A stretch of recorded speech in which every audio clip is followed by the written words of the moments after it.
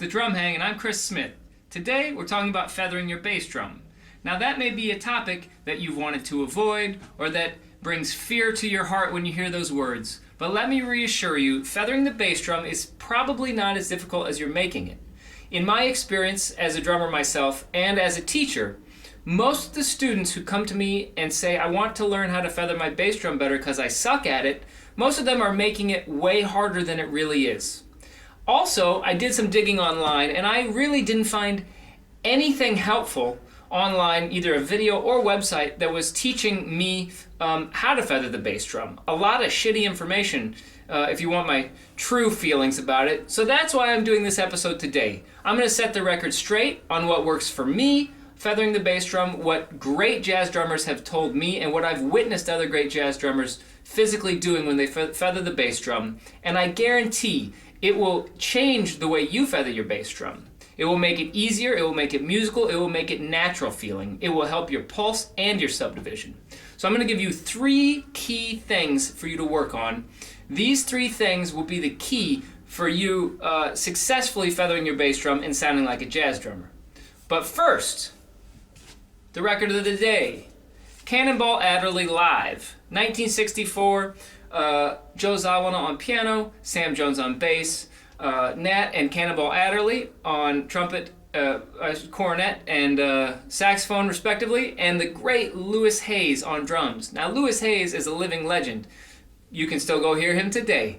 He is swinging, he plays great vocabulary, he is an all-time legend of the music, and this is a great example of Louis Hayes' drumming, if you haven't heard it. So, I couldn't recommend more. The first song on the entire record is Little Boy with the Sad Eyes. It's a funny title, but it is a super swinging track and a great one to practice feathering your bass drum with. So let's get into it. This Drum Hang is Louis Hayes, and we're going to learn how to feather our damn bass drum today.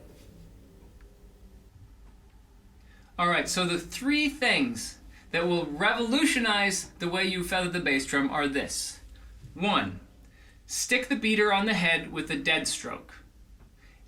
And along with that, you're going to subdivide just like you would in your other limbs. So I'll get into that in a second. But the main thing is, don't pop the beater off the head.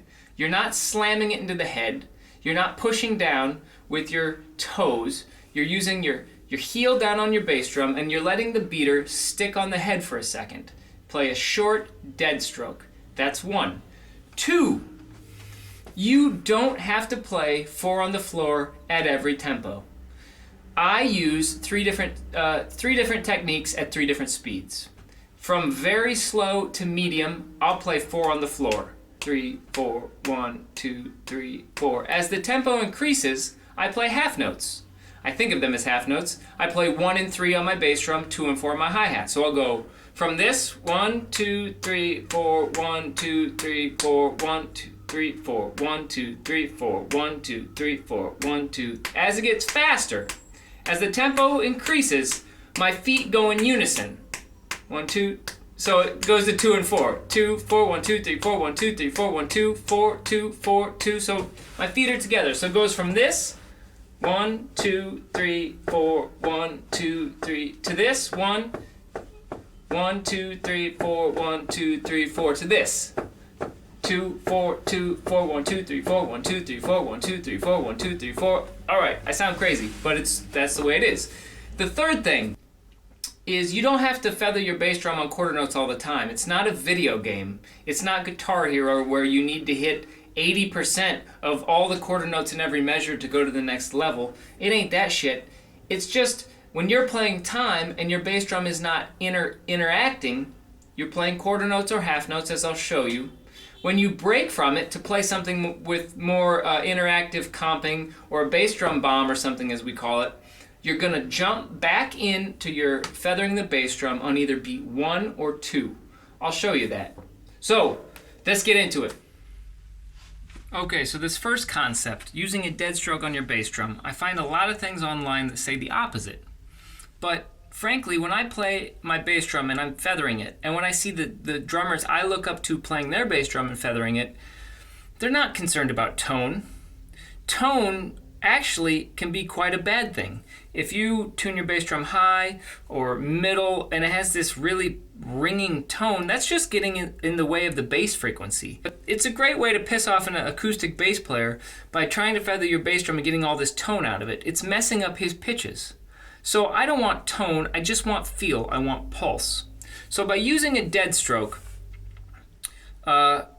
it deadens the sound of the bass drum and makes it not too loud to begin with, making it way easier to be musical and to mix under all the rest of the voices of my drum set. So think of it this way. This is my bass drum beater. This is my bass drum. You tell me which is louder.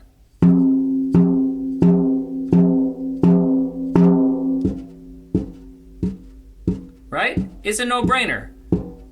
This dead stroke, I'm just keeping it on there. If I was thinking about a triplet, I'm keeping it on the head for the first two partials. Triplet, triplet, triplet, triplet, and I'm making sure it comes back up, as you can see on my shadow wall, on the third partial. Triplet, triplet, triplet, triplet, triplet, triplet. You hear that? That is soft. This is what your bass drum should be doing, not this. Triplet, triplet, triplet, triplet, triplet. It's smacking off, it's bouncing back too fast so that you're not even feeling that triplet anymore. It turns into 1E, 2E, 3E, and a 4E, and a... So in your bass drum, you're feeling 16th notes, and then you're going to tell me that you're going to swing with your ride cymbal? Not a chance in hell, my friend. Triplet, triplet, triplet, triplet. Dead stroke, the first two partials of each triplet. Let's see how it looks actually on the bass drum. So just two things to note quick before I get started. Moleskin. This is cheap. There's adhesive on the backing. You can get it at any pharmacy or drugstore type place like Duane Reade, Walgreens, Rite Aid. Dr. Scholl's Moleskin. You can get it on Amazon, I'm sure, I guess, too. But you can cut it to the size you want. And what it does is it adds muffling to this batter head. A little bit of muffling, which is great. And it's soft, and it has a little cushion to it. It's like a pad. People put it in their shoe, you put it on your bass drum. But it softens the sound of the beater. So it also gives a softer feel. So it's kind of like helping it not sound like it has too much attack. The other thing that I do to help that is I search out these old Ludwig beaters, or any felt beater that has some give to it. So these old Ludwig Drum Company beaters, they feel more like a tennis ball. So when I hit the bass drum, when I play the bass drum, there's a little give to it. A new felt beater basically is like a rock, or a plastic beater. I don't want to use that either. I want it to feel like a little give. So between the beater and the moleskin, it's making my feathering of the bass drum easier right off the bat. Now, the dead stroke idea. It's going to stay on the head for the first two partials of the triplet. Triplet, triplet, triplet, triplet, triplet, triplet, triplet, triplet.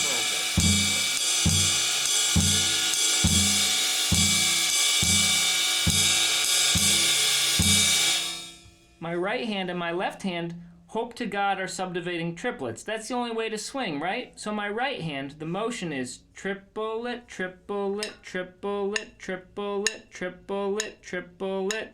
The third partial is my upstroke. This bass drum beater does the exact damn thing. When I bring my toes off, it's on the third partial of the triplet. So I'm feeling the triplet in my foot. It's not just about playing the quarter note, and once upon a time the drummers played the quarter note because the bass player didn't have an amp. That's a cute story, I'm sure it's true. The real deal is you got to be feeling the triplet in your right foot too. And if you are feeling the triplet in your right foot, the quarter note in your right foot, as well as your right hand, you will have a pulse and you'll have a beat and you'll be swinging. That's the real deal of this shit. So check it out. Triplet, triplet, triplet, triplet.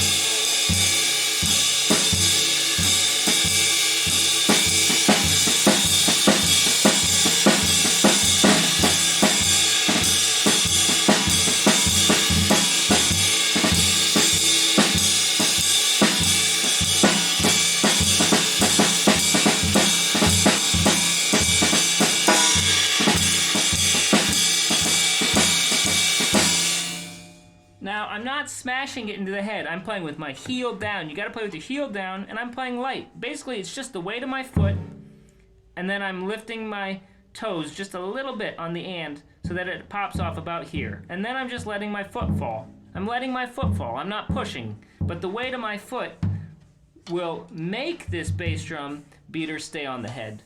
So I'm really just controlling it. The weight's getting it there. I'm bringing it back on the and. So check it out. I'll play with the shuffle. Here it is.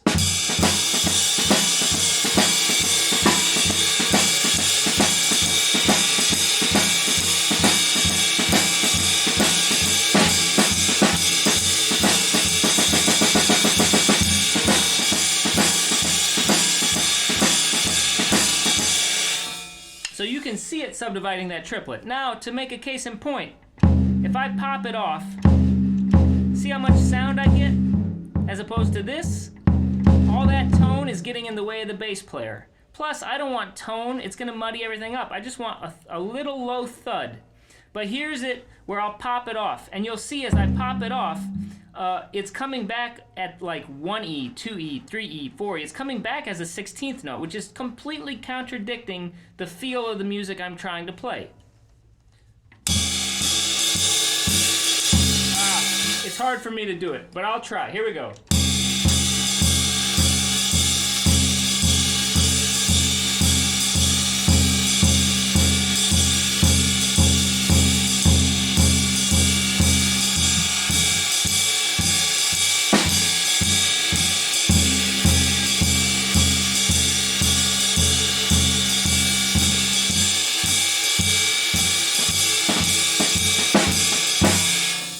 I rest my damn case. Alright, so this next concept is, for me, it's 3 different tempos, 3 different tempo levels, 3 different techniques. Okay, so when it's slow to medium, I'm playing my bass drum on all 4 beats. As it gets faster, I start playing the same exact stroke, but I only play it on 1 and 3. As the tempo then ratchets it up even faster, and I'm going like super fast, my bass drum goes in unison with my hi-hat. Same motion, but now it's on 2 and 4. So all 4 quarter notes to 1 and 3 to 2 and 4. Okay? So I'll play that now so that you can see it.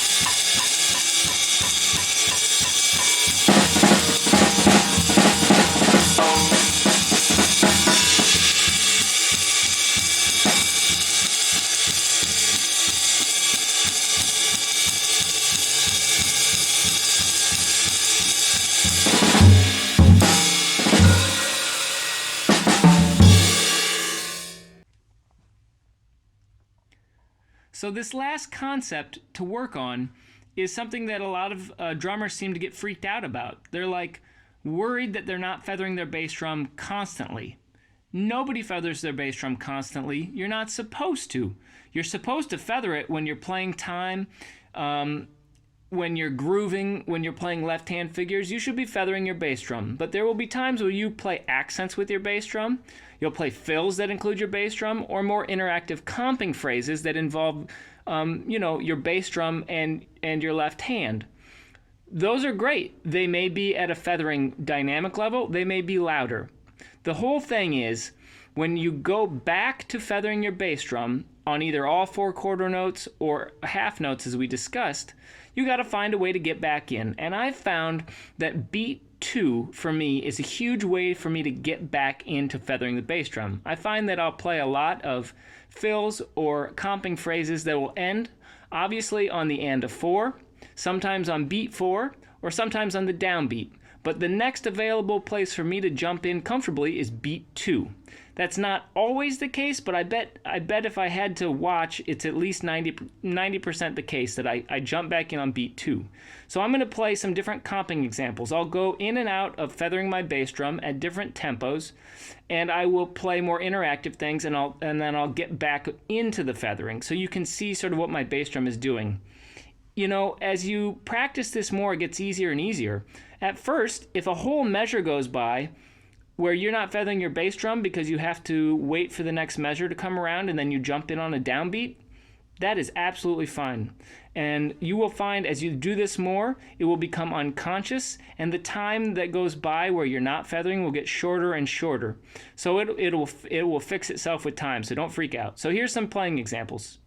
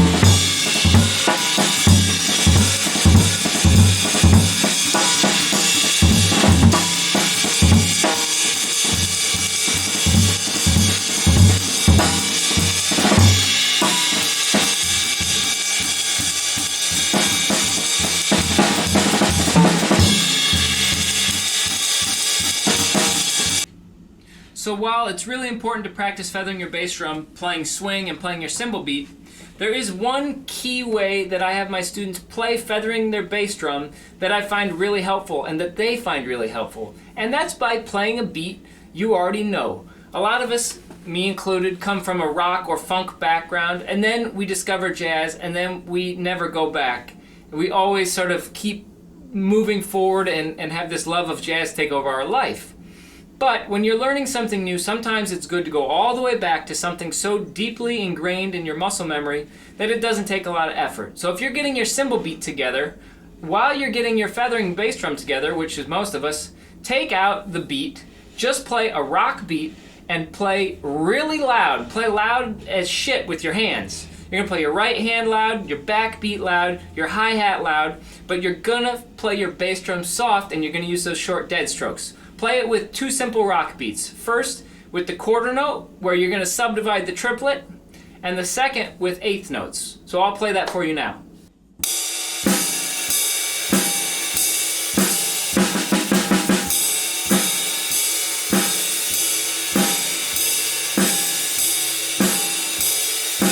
As opposed to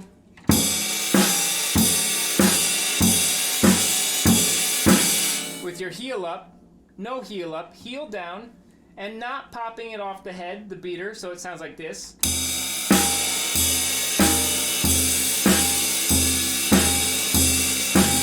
Soft dead strokes, heel down.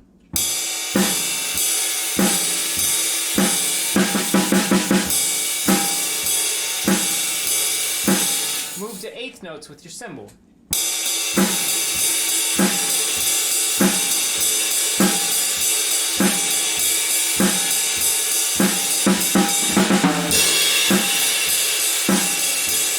Can you feather your bass drum with that beat? If you can, then start with working on your ride cymbal beat. With a loud 2 and 4 on the snare drum.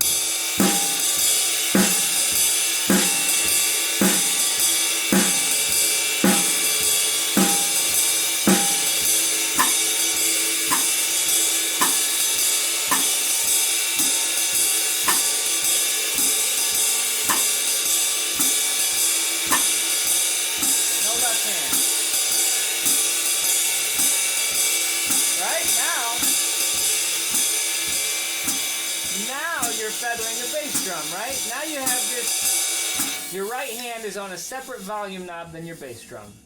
So start working on it with a simple rock beat that you can already play and you feel comfortable with, focusing on heel down, softness, and getting that energy out of your hands but not your bass drum. So next, I'm very excited to show you something that I find inspiring that I think should prove to you that you can feather your bass drum. And that's my mother. Yes, my mother. My mom is a drummer, not necessarily professionally, but my mom and dad had a 2-person band in Northwest Iowa, and they would play dance jobs, wedding anniversaries, barn parties. For the better part of 25 years, they played almost every weekend. My dad played key bass with his left hand, chords, and sang, and my mother was the drummer. That's how I started playing drums, because we had drums in the basement. Now, my mother never had one drum lesson in her life, ever. But she can feather the bass drum because she had to. Out of necessity, she was playing music for people dancing. The bass drum pulse had to be there, especially since there was no bass player in the band. But she couldn't just beat the shit out of it and play it hard. It had to be musical and it had to be that pulse. So my mom is actually really great at playing her bass drum with her heel down and feathering it. And she does that thing where she sticks it on the bass drum head, and that helps her subdivide the triplet and make those quarter notes really solid and swinging. So if my mom can do this, not that she's not a good drummer, but if my mom can do it, you can do it. Take it away, Mom.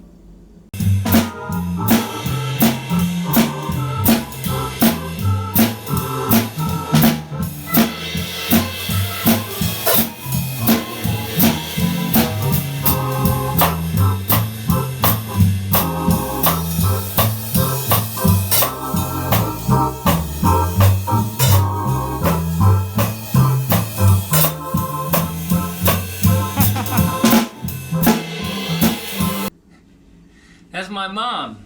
Pretty damn good for a white lady from Northwest Iowa, I may say so. Huh? She sounds good, and I'm grateful that I had a mom and a father who were musicians, and we had drums at the house when I was a kid. So, like, I had every break growing up, and I'm super grateful to them, and I'm super glad that I can show you an example of my mom feathering her bass drum.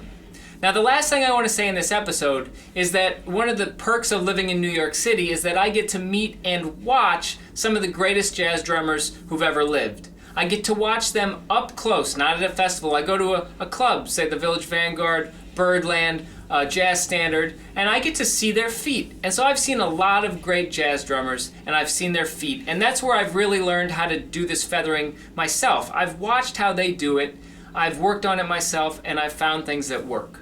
One of the best drummers living, the greatest jazz drummers living, is, we already talked about him, Louis Hayes. Louis Hayes is still sounding amazing and playing a lot, and I love watching Louis Hayes' feet. Now, there's a clip online, it's an instructional video actually that Louis Hayes did, and it's from My Music Masterclass. My Music Masterclass. It looks like this. This is their logo. I'm giving them a big shout out. Whoop.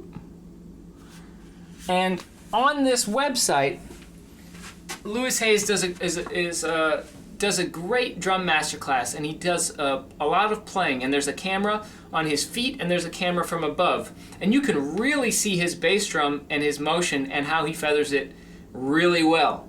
So don't just take it from me or my mother. Take it from Louis Hayes. Watch him. You'll see exactly how he's feathering the bass drum, just almost identical to how I explained it to you. Heel down, dead stroke, and really subdividing. He's basically just letting it pop off on the the third partial of every triplet when he's feathering. Triplet, triplet, triplet, and he is letting it stick on the head.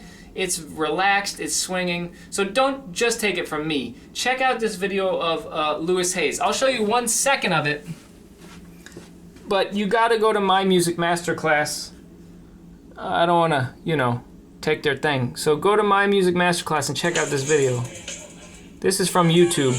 It's a little teaser. Look at that bass drum. Look at that bass drum.